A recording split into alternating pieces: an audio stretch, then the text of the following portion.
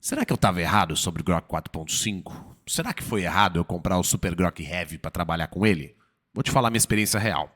Ontem eu fiquei cerca de 12 horas trabalhando pesadamente com ele. Muito, vários subagentes, tudo para tentar resolver um bug, ou melhor, ter um caminho funcionando no sistema.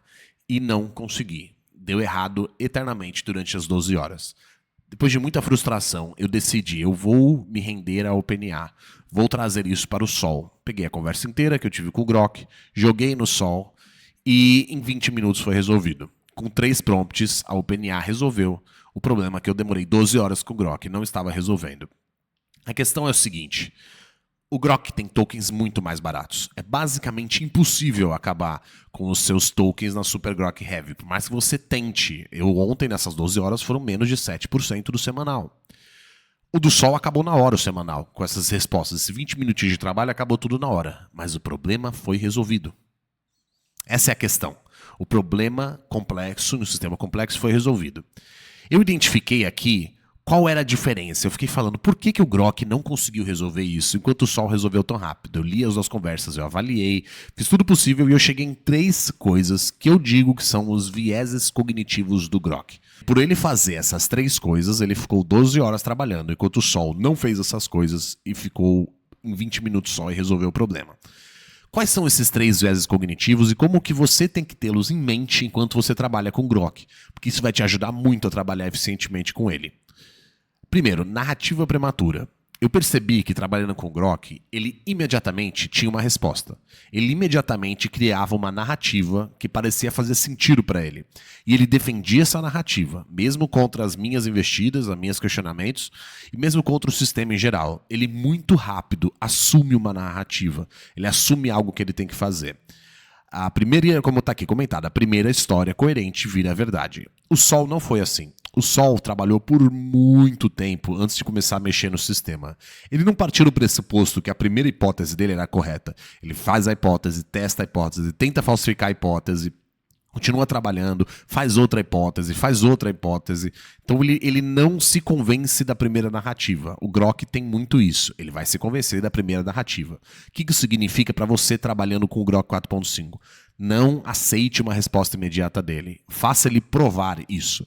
Então você tem que ter do seu Agent CMD, por exemplo, e também mais do que isso, ter na sua própria conversa com ele, você tem que falar. Prove o que você está falando. Qual é a sequência de coisas que te levam a essa narrativa? Quais são as narrativas diferentes que podem surgir aí?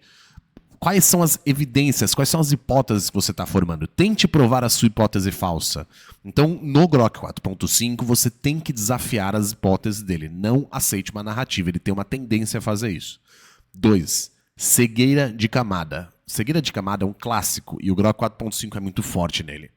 O Grok 4.5 ele vai imaginar que um bug tem a ver com aquela região do código que você está trabalhando. Ele acha que um bug que participa de uma certa fase do seu código tem a ver com aquela fase. Ele não consegue dar um passo para trás e ir para outra camada.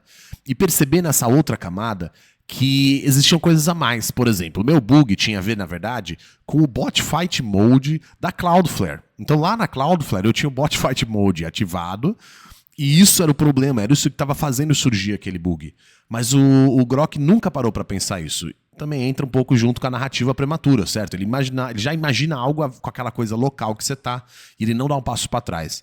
Então você sempre tem que se perguntar pro Grok, será que ele tá na camada certa?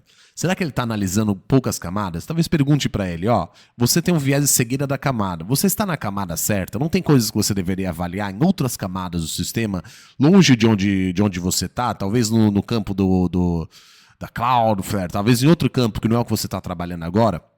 Tem isso em mente, ele tem cegueira de camada, ele vai achar que o que ele está resolvendo é aquilo ali, que não é uma coisa fora, não é uma coisa por cima, não é uma coisa ligada a outro ponto do código, você tem que ficar esperto com isso. E terceiro, viés cosmético, esse é um dos que mais me atrapalha, do que mais me irrita trabalhando com eles. O Grok gosta de falar uma resposta que pareça correta, mas que na verdade não tem nada correto ali. Que pareça uma solução, mas que na verdade não tem nenhuma solução ali. Então às vezes ele faz uma resposta grande, você lê a resposta e parece que faz sentido, mas quando você para e pensa, fala, não, mas ele não reconheceu nada. Na verdade isso aqui não resolve nada. Ele tá dando um sintoma errado. Ele tá me enganando como se fosse, com uma mensagem que parece certa. Então, como é que você faz para lutar contra isso? Você tem que mandar ele ter evidências reais.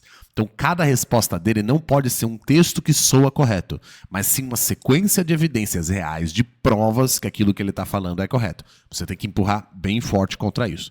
Essas são as 3 coisas que eu vi como vieses cognitivos do Grok 4.5.